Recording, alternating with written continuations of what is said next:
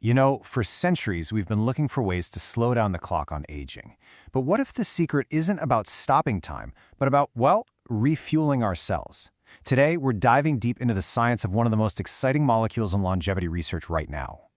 And this is the real question that's driving all the science. We're starting to move past just treating the diseases that come with getting older, and we're asking, what if we could treat aging itself? And the focus of that huge question is on this one single vital molecule our bodies literally can't live without. So, meet NAD+. The easiest way to think about it is as the chief energy officer of your cells. But it's not just about energy. It's a critical coenzyme that helps with hundreds of different processes, from metabolizing the food you eat to repairing your DNA. Basically, if your cells want to get anything done, they need the go-ahead from NAD+. But, and here's the problem. As we get older, our levels of this crucial molecule just plummet.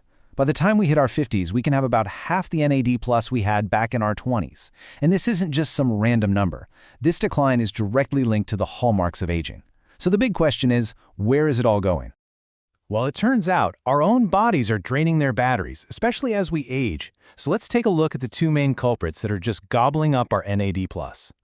What happens is this kind of vicious cycle. As we age, our DNA just naturally accumulates damage, and we get more chronic inflammation. This calls in the body's emergency repair crews. These are enzymes with names like PARP and CD38. But here's the catch. To do their job, these repair crews need fuel. And their fuel of choice? NAD+. They consume it at an incredible rate, which drains the cell supply, leaving less for other essential jobs, which, you guessed it, then leads to even more damage. And the consequences are just stark. A youthful cell that's full of NAD+, has active sirtuins. People often call these our longevity genes. And it has healthy mitochondria, the powerhouses of the cell. But in an aged cell with low NAD+, those sirtuins are impaired, DNA repair starts to fail, and the mitochondria just don't work right. It's the cellular difference between vitality and decline. Okay, but this is not a story without hope. Not at all. Scientists are actually exploring several really powerful strategies to fight back and restore NAD+ to more youthful levels. These approaches kind of fall into three main buckets. We can give the body the raw materials or precursors to make more NAD+. We can use lifestyle changes like exercise to naturally boost its production. Or we can try to block the very enzymes that are over-consuming it. For now, though, we're going to focus on that first and most researched strategy, precursor supplements. In the world of NAD+ supplements, two molecules have really emerged as the frontrunners, NR and NMN. Both are actually forms of vitamin B3, and they act as direct building blocks for NAD+. But they take slightly different paths to get there inside the body. Now, when we put them head-to-head, some really interesting differences pop up. NR has been around a bit longer in human trials, and it's been shown to do things like lower blood pressure. NMN, on the other hand, is newer in human studies, but it's actually one step closer in the metabolic pathway to making NAD+, and it's shown this remarkable ability to improve muscle insulin sensitivity. Both have shown just incredible results in animal studies, rejuvenating cells and even extending health span in mice. Okay, this all sounds fantastic, but what does the hard evidence actually say? Let's try to separate the hype from the very real hope and look at some of the key findings from the lab. This quote from a huge 2016 study in the journal Science is what really ignited this whole field.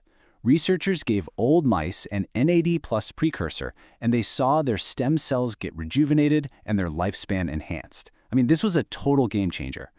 But the critical question was always going to be, would it work in humans? And the answer is yes, these supplements absolutely work at their main job. A key human trial showed that taking an NR supplement for just 6 weeks boosted blood NAD+ levels by a massive 60% in healthy middle-aged adults. So we know for a fact we can move the needle. And that increase actually translates to real benefits. That same study found that NR supplementation lowered systolic blood pressure by 5 points. Now, that might not sound like a lot, but a sustained drop of that size is linked to a 25% lower risk of major cardiovascular events.